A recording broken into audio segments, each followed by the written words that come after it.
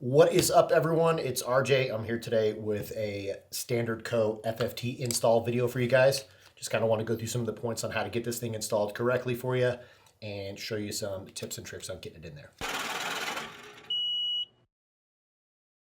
Couple of things to consider before you get started on any kind of maintenance on a firearm is make sure that thing is unloaded as safe and clear. So we want to visually and physically inspect our firearm, make sure we don't have anything hanging out inside the chamber. That'll ensure that the weapon is clear and safe and we can work on it in a safe environment. Today with me I have two duty firearms that I use for work. One of them already has an FFT installed in it that I've been using for quite some time. It's a great trigger. The other one still has the stock OEM Glock trigger shoe on it, so we will be working on that today to show you how to get this FFT installed on there. Okay, a couple things you're gonna need, tools to get this done. Just a basic armor's mallet or some kind of a mallet that has a brass end and maybe a hard plastic end.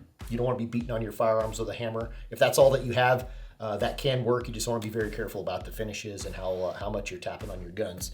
A Glock armor's tool or a Glock punch, that's going to help you. If you don't have an armor's block to work with, a roll of tape will work good. If you've got like a larger, fatter roll of duct tape or something like this, that's going to help you secure the firearm when you're starting to push those pins out. When you purchase an FFT from Standard Co., it comes with the necessary punch to get the trigger shoe removed from your OEM trigger bar, as well as reinstalling the FFT onto your trigger bar. Pin that is on there is preset, which we'll show you guys. All right, first step to this process, once our weapons are safe and clear, is we're gonna remove the slide. In order to do that, again, slide will be forward, go and depress the trigger. We're gonna pull back on the slide a little bit so that we can get that barrel to drop, and then we're gonna take our slide lock or takedown bar, and we'll get the slide will come clean off. You can put that to the side. You won't be needing that anymore. You'll just be left with the lower part of your Glock. When we set that thing down on our armor's block or set it down on your roll of tape, you want it to allow the pins to flow through when you tap them out. There's gonna be two pins that come out. Again, the first pin that you'll be removing is right here. And you're just gonna place that on there. You can drive straight down. Again, you'll see your pin will fall through. You can remove your armor's tool and then remove this back pin as well. That'll fall through as well. You can take this out now. Your locking block is in here. The locking block's gonna come out. You can place that in there with the rest of your pins. At that point, you'll be able to pull this out, drop your slide stop inside there as well. And now all of the parts that you've taken out are safe and out of the way. Again, this is all that you'll be working with. Again, the trigger bar is going to come down into that OEM shoe, which is all plastic, and they have a blind pin on these. And what I mean by a blind pin is on one side, if you'll see here, you can't see where those pins are. There's going to be two small pins inside here. One of those pins is going to hold the safety as well as the trigger shoe. When you turn this thing over, you'll be able to see those blind pins. They're both right there. And the pin that we want to attack today to remove this shoe is that top pin. The top pin is what's going to have this thing come off. The bottom pin retains, again, your safety. All right, so with the trigger bar and the trigger shoe still connected, we're going to go ahead and place that onto our roll of tape or your armor's block. Again, your armor's blocks are going to have holes, preset holes drilled into them, which are going to allow pins to fall through when you're driving them out. On a piece of tape, what is nice is it's the sidewall of the tape is soft enough to absorb the pins. So if you're driving pins into them, they'll still punch through.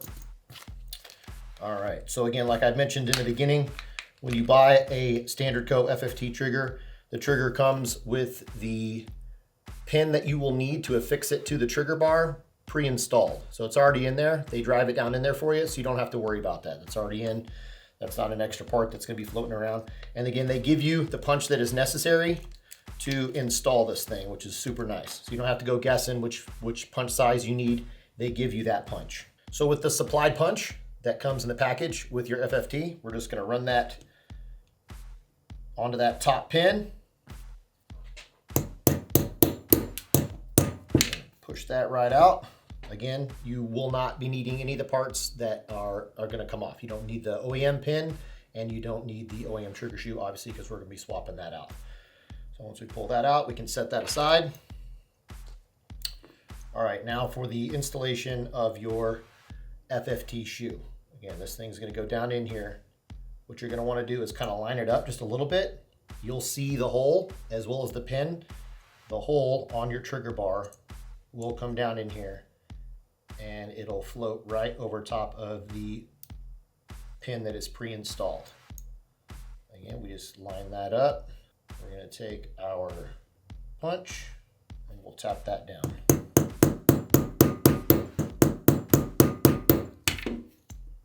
All right, so once that's down in there, we can pop this off.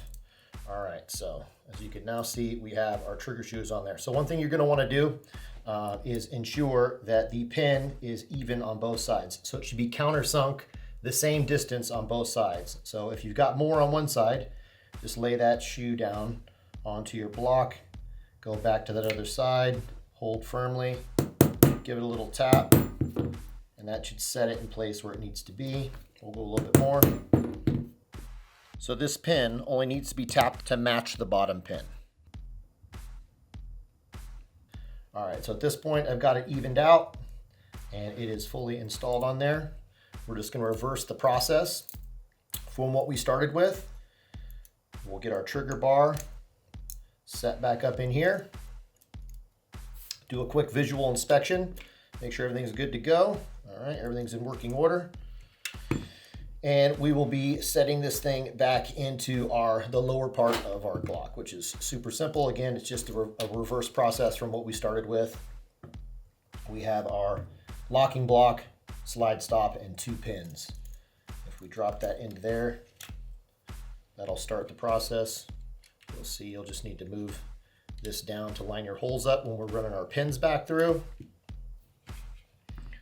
We can run the slide stop into there, take our locking block, push that down in there. At this point, you'll see that your holes will start to line up.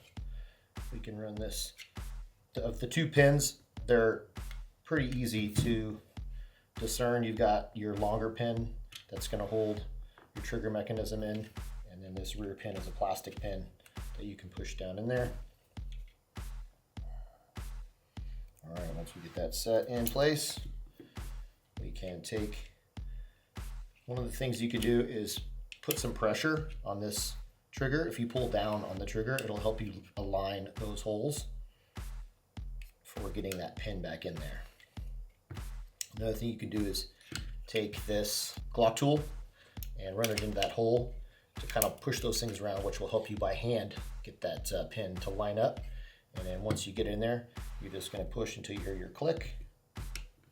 It'll click again, be countersunk on both sides. Visual quick inspection of everything to make sure it's all lined up. At this point, we can reinstall our slide onto the gun.